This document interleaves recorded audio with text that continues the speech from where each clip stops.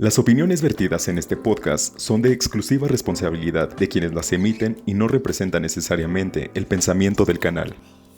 Hola, ¿qué tal? Muy buenos días, muy buenas noches, muy buenas tardes a todas, todos y todes.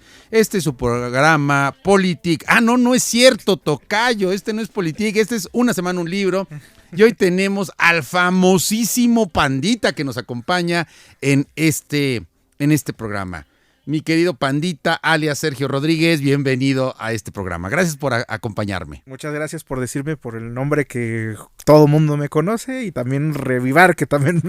Pandita siempre será Pandita, así es que bienvenido a comentar este libro que se llama La muerte es mi oficio, del escritor francés Robert Merle, o Merle, como lo queramos pronunciar, una traducción de Ernesto Cavi, editado por Sexto Piso, y en colaboración con el Instituto Francés para América Latina, y que trata de la vida sobre un personaje, pues yo no le diría polémico, sino me parece siniestro por todo lo que hizo, por todo lo que vivió Rudolf Höss, y que en este extraordinario texto se llama Rudolf Lang, y que justo es sobre uno de estos personajes que fue protagonista de una de las peores tragedias del siglo XX, que fue el Holocausto y la Segunda Guerra Mundial.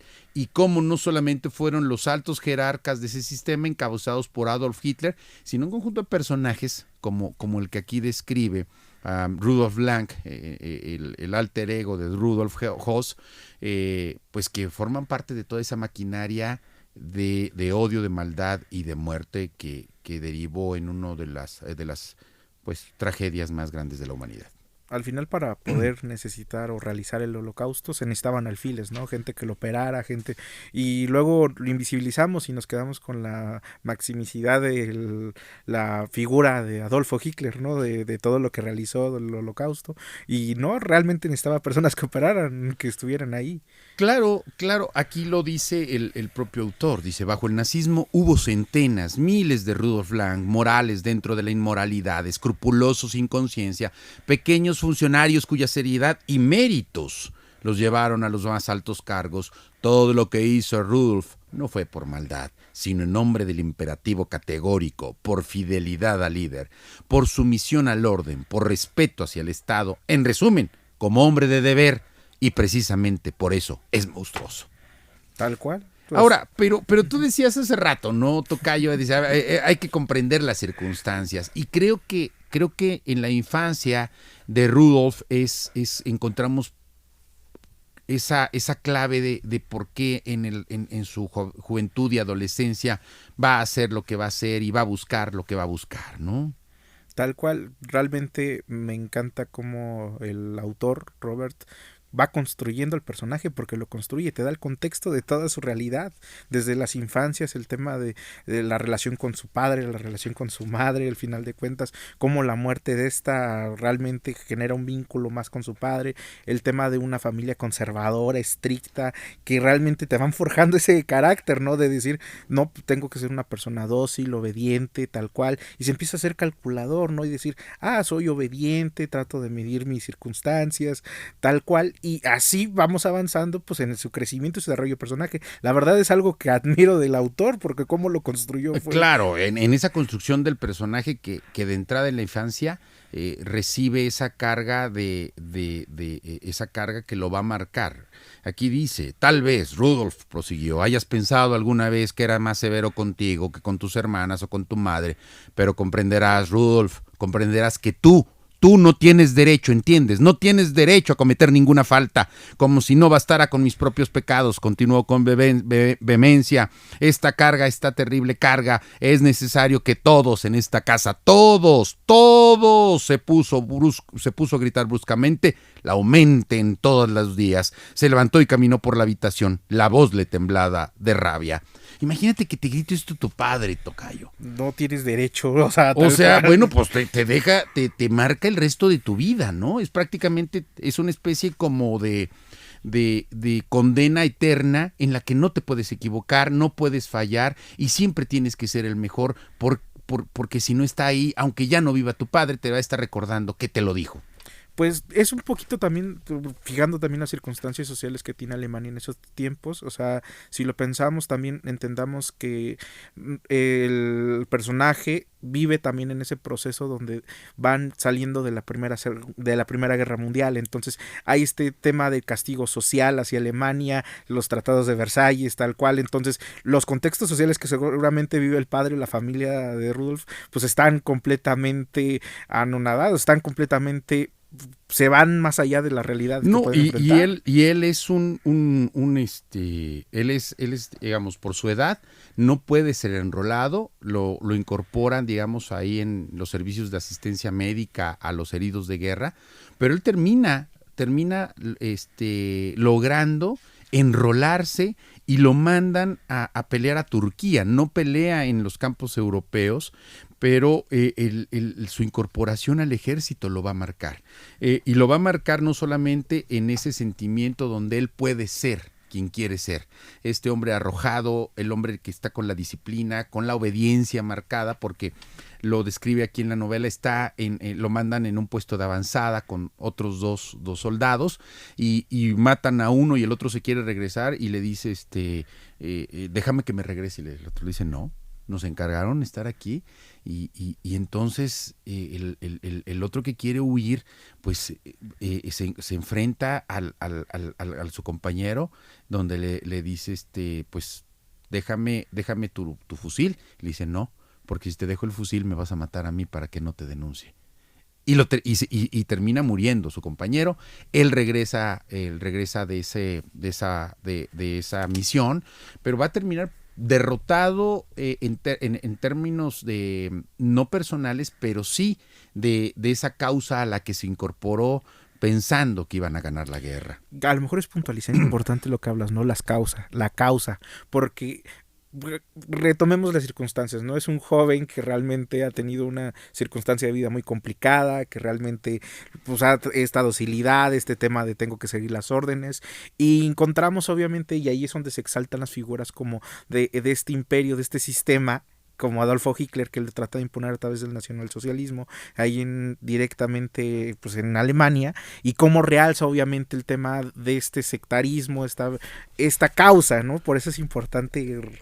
Sí, lo que decía, y aquí el párrafo con el que cierra ese capítulo dice: finalmente levantó la cabeza, hizo un pequeño gesto con la mano derecha y dijo con una voz extremadamente débil y sin timbre: Alemania ha capitulado. Una gran parte de los hombres no lo escuchó. Hubo dudas y murmullos de un lado a otro de la columna, y von Rehkopf, con su voz habitual, gritó: ¡Rujo! Se hizo el silencio y repitió apenas un poco más fuerte que la primera vez: Alemania ha capitulado. Después de eso, espolió el caballo. Se dirigió a la cabeza de la columna y ya solo se escucharon los cascos de los caballos. Y le da voz al protagonista.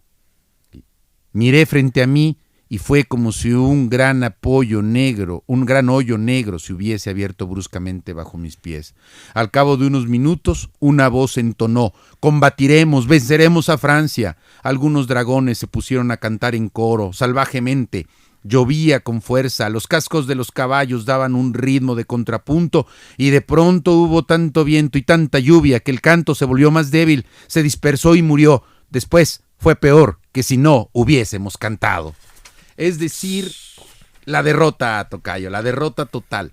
Pero esa derrota total que lo lleva a regresar y buscar, como diría este libro también célebre sobre los campos de concentración, el hombre en busca de sentido. Es este hombre que regresa a Alemania a buscar su sentido de la vida, su proyecto de la vida, y no lo encuentra. Su causa. Exactamente, no encuentra, de entrada es rechazado por la familia, es rechazado por quien queda a cargo de los bienes familiares, que le reclama porque hizo sufrir a su madre y que tiene que cumplir la última voluntad de su padre, que era que él se convirtiera en sacerdote.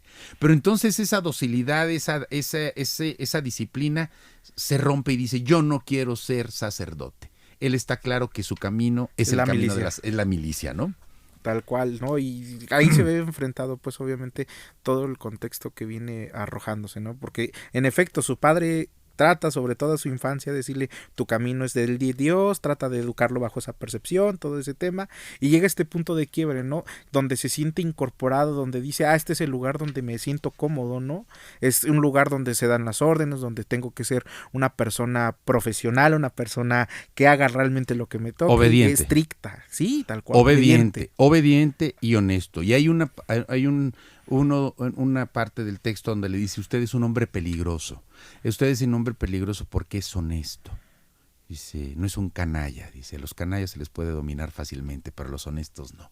Es decir, es un hombre que va buscando ese sentido, que lo encuentra en las milicias que se arman posterior al fin de la Primera Guerra Mundial, que se van a pelear al frente tanto en Rusia como en el Báltico, y que van a cosechar esta camaradería entre los contingentes militares, y que después van a ser desmovilizados con una frialdad impresionante por parte de las potencias y por parte del gobierno alemán. Y ahí es donde se va incubando todavía más este resentimiento en contra de los políticos, en contra de Inglaterra, en contra de los bolcheviques, en contra de la Unión Soviética, y que va a ser ese huevo de la serpiente que va a llevar a que miles o millones como Rudolf, que están sin empleo, que padecen hambre, que ven una situación muy complicada, encontrar en el nacionalsocialismo su causa.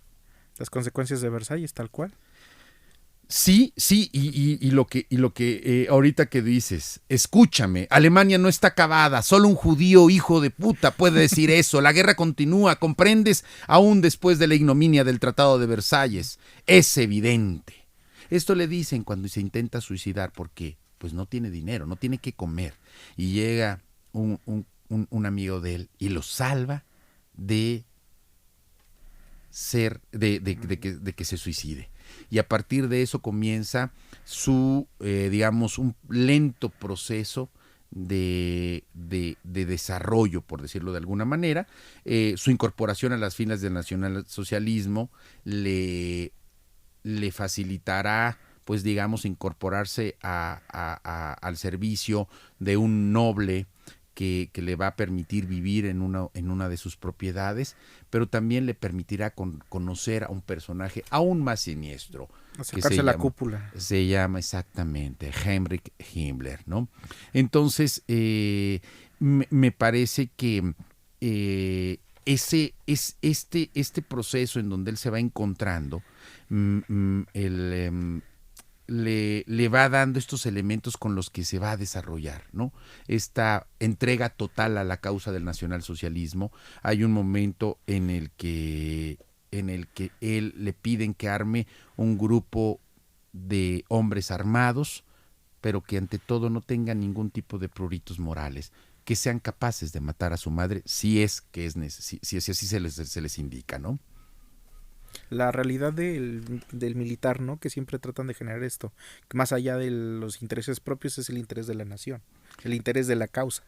Claro. Y le dice, este diálogo me encantó, que lo voy a volver a repetir. Dice, Lang dijo, usted es un hombre peligroso. El guardia en jefe se giró para verme y observó con severidad. ¿Y sabe por qué es un hombre peligroso? Nein, Herr Doctor. Porque es honesto. Sus gafas doradas brillaron y siguió. Todos los hombres honestos son peligrosos, solo los canallas son inofensivos. ¿Y sabe por qué, guardia en jefe? Nein, Herr Director. ¿Desea saberlo, guardia en jefe? Por supuesto, Herr Director, quiero saberlo. Porque los canallas solo actúan por intereses, es decir, por pequeñeces. Porque es condenado el partido le encarga ejecutar a un personaje y lo meten a la cárcel. Y todos estos elementos, tanto su participación en los grupos paramilitares que van a pelear al Báltico, su participación en el asesinato de esta persona, le van a ir dando ese aura de respeto y de prestigio. Sus estrellas militares, tal cual, su reconocimiento de esta cúpula política que está llevando. Sí, que cuando llega y dice, oye, ¿tú de dónde vienes? No, pues yo estuve en Turquía y estuve acá. No, por favor, pasa. pasa. Ya se aventó un tiro, no realmente, porque sí es complejo los contextos que le tocaron vivir, ¿no? Al final de cuentas, de que ya te informen estas situaciones donde, pues, eres sobreviviente de una batalla en el Medio Oriente, eres un sobreviviente de tal circunstancia, te mandamos a hacer una tarea importante, que es a lo mejor alguien que tenías un contexto importante de tu vida, que realmente lo liquides, pues. Claro, y cumple con todo ello, ¿no? Luego ya cuando conoce a Himmler, y repetir esto que ya había hecho mención, dice, es importante que elija sus jinetes rápidamente. Me hará llegar un informe sobre sus capacidades físicas, su pureza racial y sus convicciones religiosas. Debe rechazar a aquellos que se tomen demasiado en serio su religión. No queremos SS con conflictos de conciencia. Es importante, prosiguió Himmler, que cuide la formación moral de sus hombres. Tienen que comprender que un SS debe estar preparado para ejecutar a su propia madre si llega a recibir esa orden. Y luego forma una familia, pero prácticamente obligado por este noble. Queda ahí la duda si en realidad... Los requerimientos sociales, ¿no? Para poder permanecer en esa cúpula. Sí, es donde le dice, oye, pues tú tienes que tener hijos familia para la patria, en fin, y la esposa juega ahí un papel de contraste, ¿no? Donde ella también siempre le cuestiona por qué te vas a ir de oficial, por qué vas a hacer esto, y él tiene que hacer ese ejercicio de respuesta, pero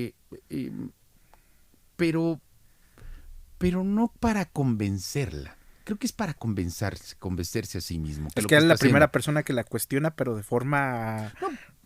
O sea, en un sentido de eres un inútil, sino en un sentido, oye, ¿por qué haces esto en serio, neta? Sí. O sea, nos va a ir mal, ¿no crees? O sea, sí, exactamente. Exactamente. Fíjate, aquí dice,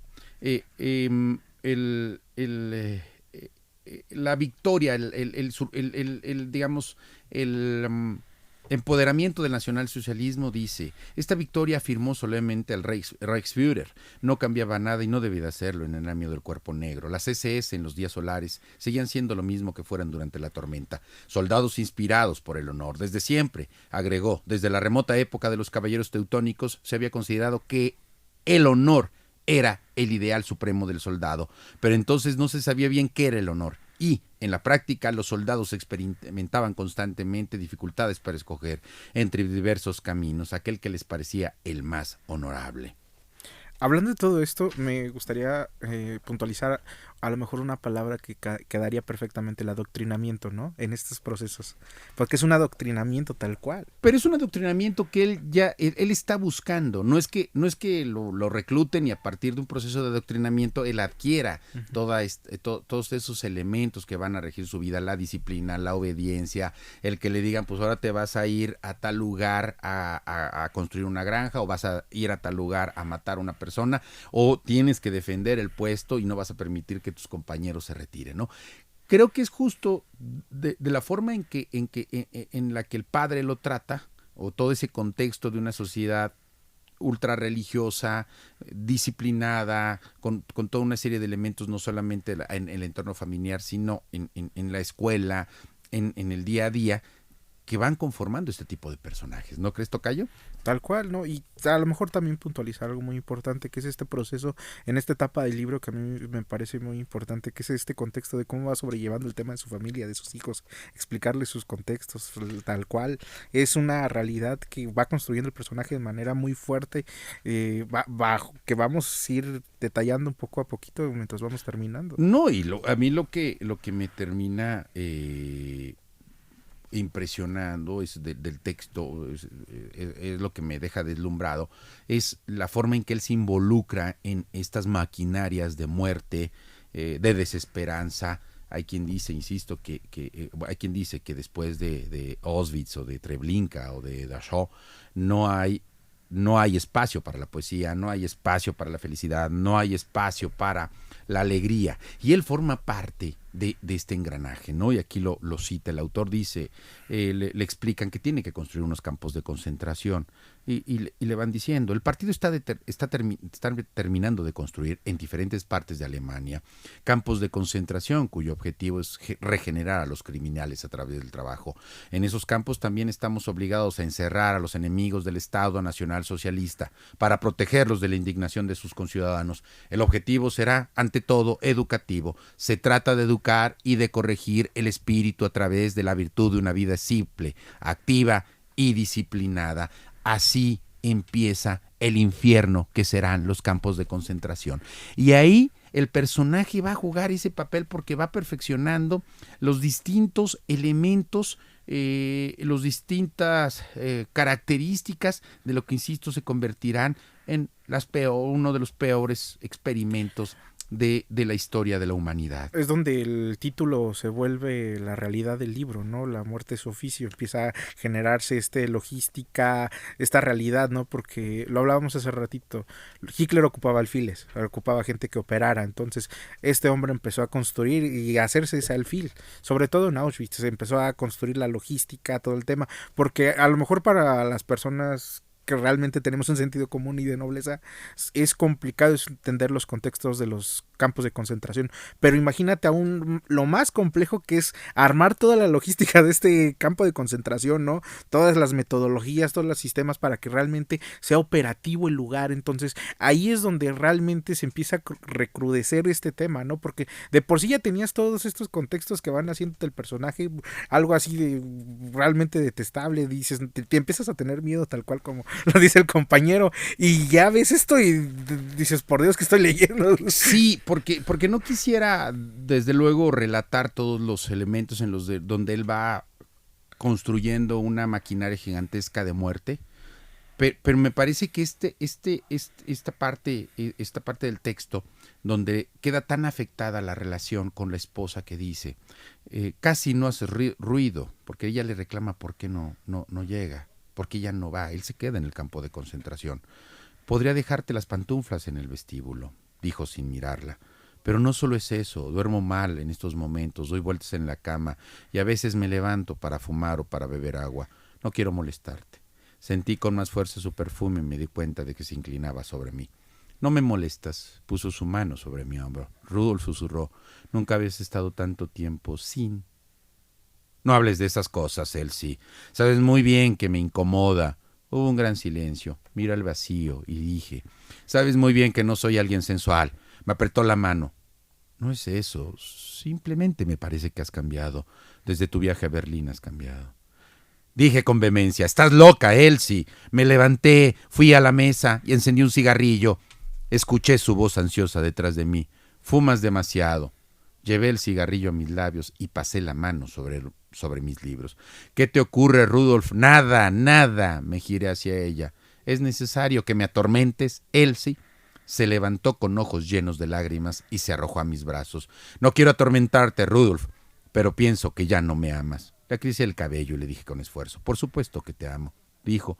Al final, en la ciénaga, éramos felices. ¿Te acuerdas? Ahorrábamos para comprar una granja y eran días felices. Me abrazó con más fuerza, yo me aparté, la besé a la mejilla. Ve a acostarte, Elsie. Después de un momento me preguntó, ¿no quieres dormir arriba esta noche? Contesté con impaciencia, no esta noche, Elsie, no en este momento. Es decir, le podía atormentar el reclamo que le hacía a la esposa, pero no los miles de muertos. No le atormentaba saber que estaba diseñando una maquinaria para acabar con miles de seres humanos. ¿Lo normalizó, tal cual? Lo normalizó, ¿no? La frase, el problema no es matar, lo que lleva el tiempo es enterrar los cadáveres. La logística. El personaje... me parece que todo el texto y que es la invitación a que se lea es sobre todo no a un detalle morboso de lo que hace, sino cómo justo termina normalizándolo, termina viendo como una tarea cotidiana, como algo que tiene que hacer y que incluso tiene que ir perfeccionando. Ellos ni siquiera hablan de seres humanos, hablan de unidades, ¿no? Cuando uno lee La banalidad del mal de Hannah Arendt, desde luego ubica a Adolf Eichmann, pero aquí está otro personaje que justo la banalidad del mal, es un hombre que podía estar discutiendo cuál era la mejor, la mejor o la más adecuada, o la más eficaz, mejor dicho, cuál era la forma más eficaz de eliminar a miles de seres humanos. A lo mejor parece que lo justifico, me lo dijiste hace ratito, pero es que yo creo que sí es víctima de su contexto. Al final de cuentas, el contexto que lo arroja, él solamente se adapta a ese contexto. Y lamentablemente el contexto social implicaba todas las normas morales que establecimos, pues obviamente la rompen.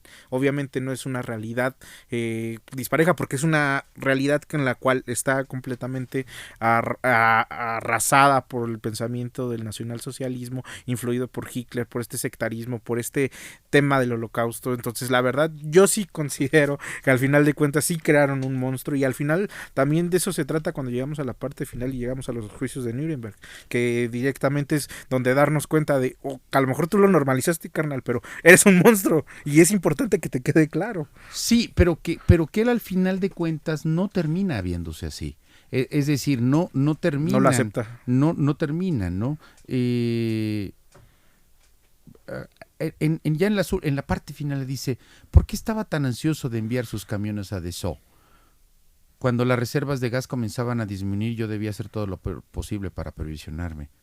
En suma, dijo el fiscal, ¿para usted eran como reservas de pan y de leche? Respondí pacientemente. Yo estaba ahí para eso.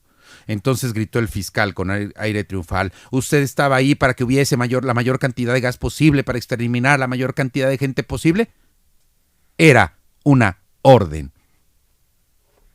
¿Podemos justificar todo con que era una orden en un sentido de disciplina? Qué complejo.